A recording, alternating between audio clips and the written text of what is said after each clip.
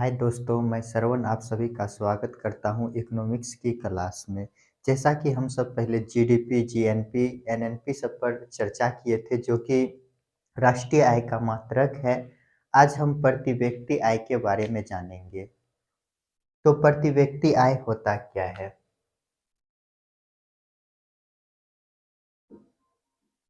प्रति व्यक्ति आय,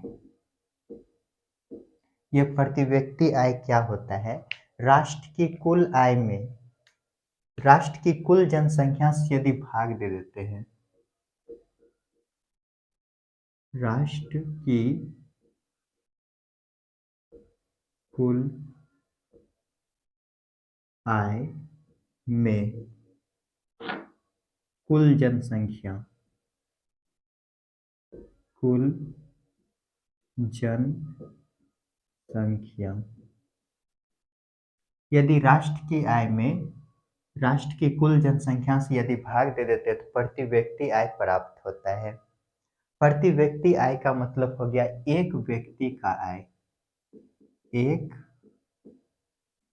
व्यक्ति का आय। तो प्रति व्यक्ति आय का मतलब हो गया राष्ट्र की कुल आय बटे कुल जनसंख्या। यदि कुल जनसंख्या यानी कि कुल व्यक्ति यानी कि भारत के यदि कुल व्यक्ति का यदि आय निकालेंगे तो क्या करना पड़ेगा? तो ये जो है प्रति व्यक्ति आय, राष्ट्रीय आय में प्रति व्यक्ति आय से भाग दे देंगे। तो यदि बोला जाएगा कि प्रति व्यक्ति आय सबसे अत्यधिक कहाँ है, सर्वाधिक प्रति व्यक्ति आय, सर्वाधिक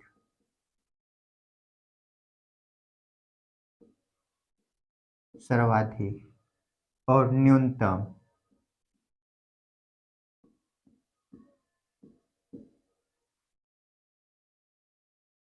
सर्वाधिक जो है गोवा का है और न्यूनतम जो है बिहार का है, बिहार।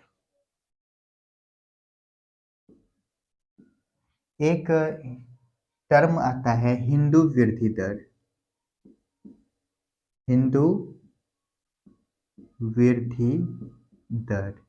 ये हिंदू वृद्धि दर क्या है? तो ये जो शब्द दिए हैं डॉक्टर राज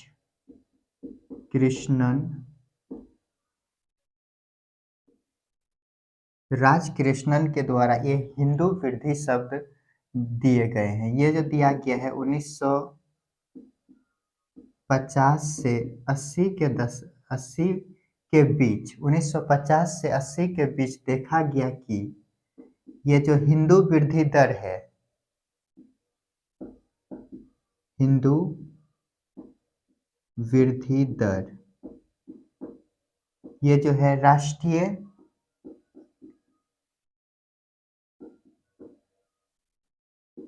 आय में वृद्धि दर के बराबर था। 1900 ये जो है डॉक्टर राज कृष्णन ने देखा कि 1950 से 80 के बीच में ये जो हिंदू वृद्धि दर था राष्ट्रीय आय के वृद्धि दर के बराबर था, जो कि वृद्धि दर था 3.1/2%। तो देखा कि हिंदू समाज में जो वृद्धि दर है, राष्ट्रीय आय में जो वृद्धि दर है, दोनों सेम होने के कारण इन्होंने राष्ट्रीय आय के लिए ही हिंदू वृद्धि शब्द का प्रयोग किया गया। तो सवाल पूछा जाएगा कि राष्ट्रीय आय का संबंध किससे है, तो उसमें आ सकता है हिंदू हिंदू वृद्धि दर। तो ये हो जाएगा, इसको जल्दी से लिखिए।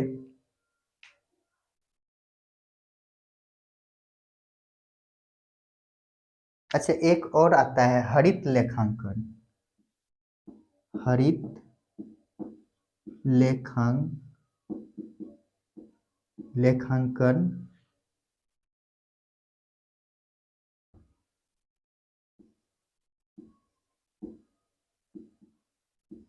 लेखांकन का संबंध किससे है? तो इस जो हरित लेखांकन का संबंध है यह भी राष्ट्रीय आय से ही है, राष्ट्रीय आय।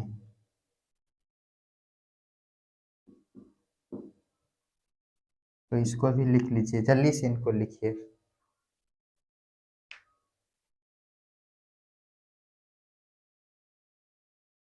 चलिए इसको मिटाते हैं।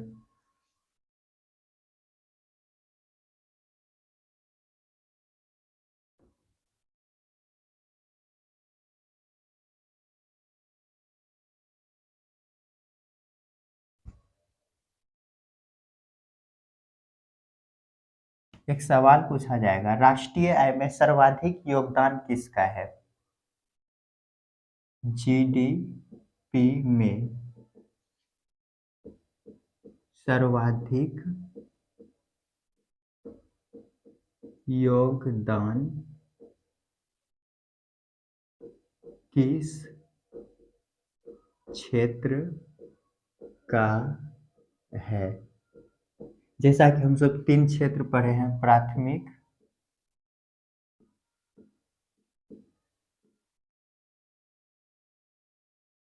द्वितीयक और तृतीयक। ये तीनों जो पढ़े हैं, प्राथमिक क्षेत्र, द्वितीयक क्षेत्र और तृतीयक क्षेत्र, इनमें बोल रहा है क्या सर्वाधिक योगदान जो है जीडीपी में किसका है? ये द्वितीयक तृतीयक क्षेत्र जो है इसी को सेवा क्षेत्र भी कहते हैं, सेवा क्षेत्र। तो यहाँ पे बोल रहा है कि जीडीपी में सर्वाधिक योगदान किसका है? प्राथमिक क्षेत्र का है, द्वितीयक क्षेत्र का है या तृतीयक क्षेत्र का? तो जीडीपी में सर्वाधिक योगदान जो है ये तृतीयक क्षेत्र का है, जिसको कि सेवा क्षेत्र के नाम से भी जाना जाता है। यदि देखा जाए तो ये जो प्राथमिक क्षेत्र है यहाँ पर जनसंख्या अत्यधिक कार्य करते हैं, लेकिन यहाँ पे देखा जाएगा तो यहाँ पर बहुत कम जनसंख्या काम करते हैं। तो ये जीडीपी में सर्वाधिक योगदान किस क्षेत्र का हो गया? तो सेवा क्षेत्र का। चलिए अब जो है इसको मिटाते पहले।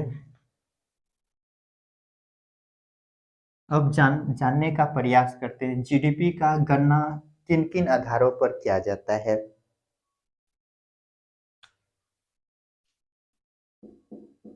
राष्ट्रीय आय का गणना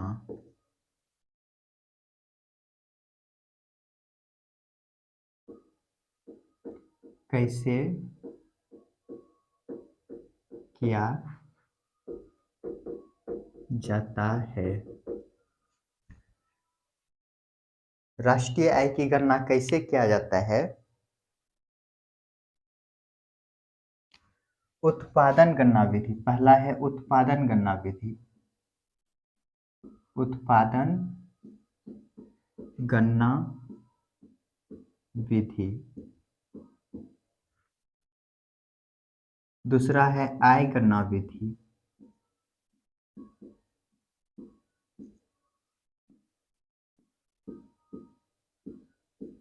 और तीसरा है व्यय खर्च गणना विधि।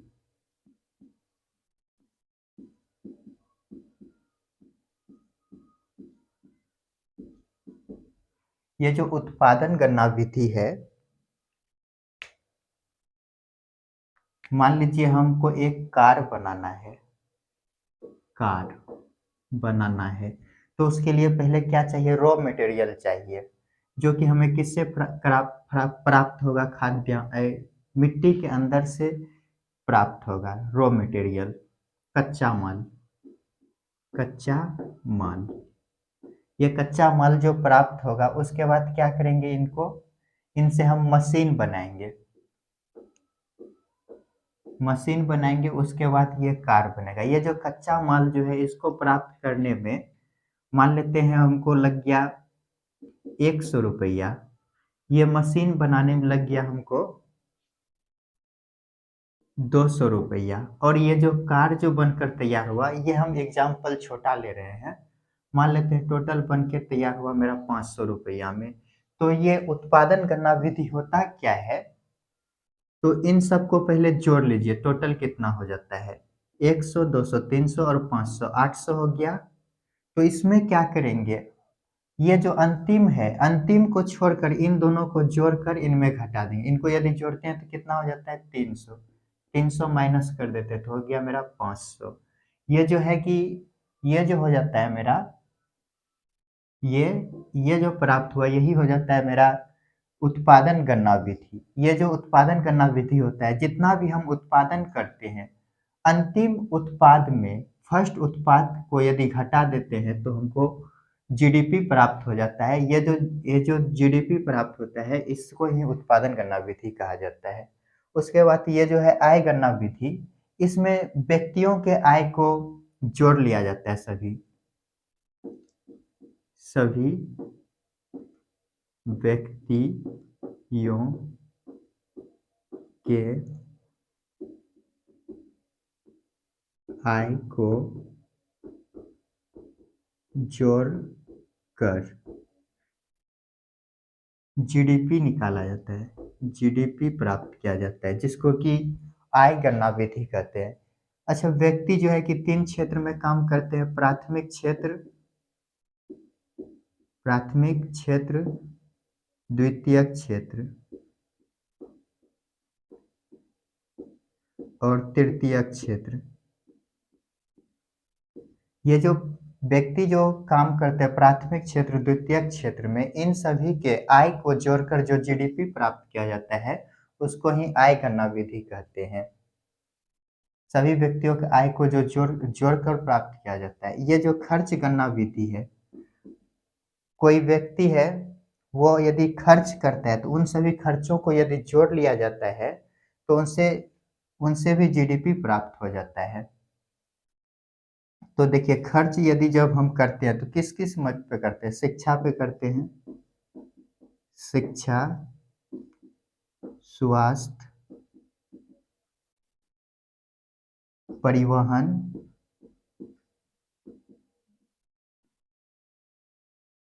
भोजन, वस्त्र और अन्य। इन सभी मदों पर खर्च करते हैं। इन सभी खर्च को यदि जोड़ लिया जाता है तो इनसे भी राष्ट्रीय आय की गणना हो जाती है।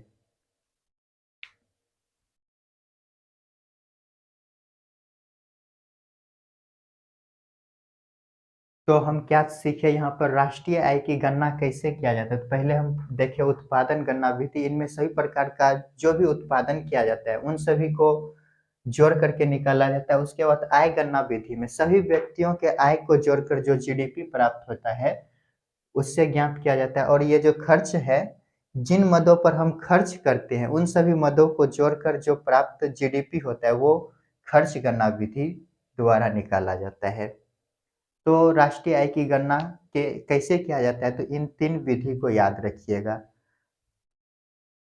चलिए अब हम जीडीपी में क्या-क्या नहीं जोड़ा जाता है उनको देख लेते हैं।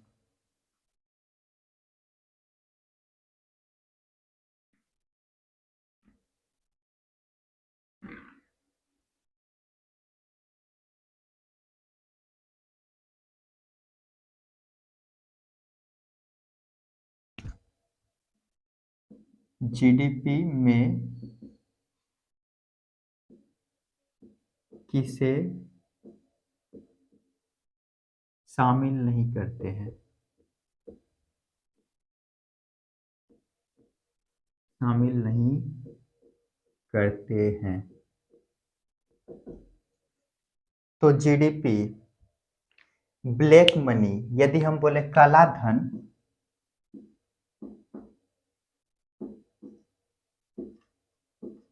काला धन, इनको हम जीडीपी में शामिल नहीं कर पाते। ये काला धन जो है व्यक्ति के द्वारा छुपा करके रखा जाता है, जो कि जीडीपी में शामिल नहीं हो पाता है। दूसरा ले लेते हैं, घर में किया गया काम। घर में किया गया कार्य, जो भी घर में कार्य करते हैं उनको जीडीपी में शामिल नहीं करते हैं। घर में यदि मेरी माँ कोई काम करती है तो उनको हम उनके बदले पैसा नहीं देते हैं, या हम ही यदि घर में कोई काम करते हैं तो हमको कोई पैसा नहीं मिलता है। तो घर में किया गया कार्य उनको शामिल नहीं किया जाता है। सामाजिक सेवा,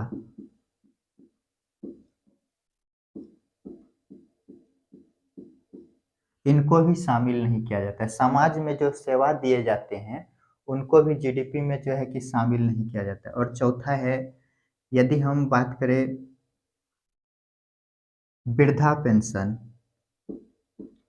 वृद्धा पेंशन, छात्रवृत्ति, छात्रवृत्ति, लॉटरी इत्यादि, इन सभी को भी जीडीपी में शामिल नहीं कर पाते हैं। और एक है पुरानी वस्तुओं को बेचने पर प्राप्त आय।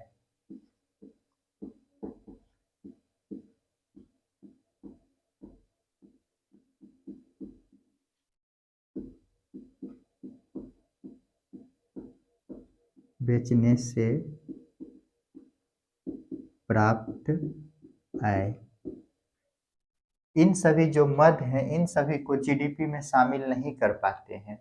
तो यहाँ पे सवाल था जीडीपी में किनको शामिल नहीं किया जाता है, तो ये जो काला धन होते हैं, ब्लैक मनी, इनको शामिल नहीं कर पाते हैं।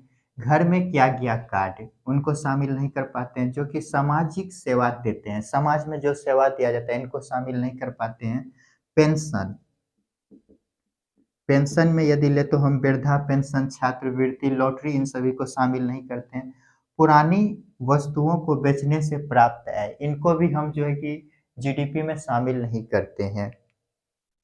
तो आज हम जीडीपी के बारे में सीखे। इससे पहले हम प्रति व्यक्ति आय, उसके बाद हिंदू वृद्धि दर क्या होता है, इन सब पर चर्चा किए। तो ये टॉपिक लगभग समाप्त ही हो गया है। कल हम जो है कि शुरू करेंगे एक नया टॉपिक जिसका नाम होगा HDI, HDI, human development index. इनके बारे में कल हम चर्चा करेंगे। तो यदि आप सभी को वीडियो अच्छा लगा हो तो शेयर, सब्सक्राइब कीजिएगा। धन्यवाद।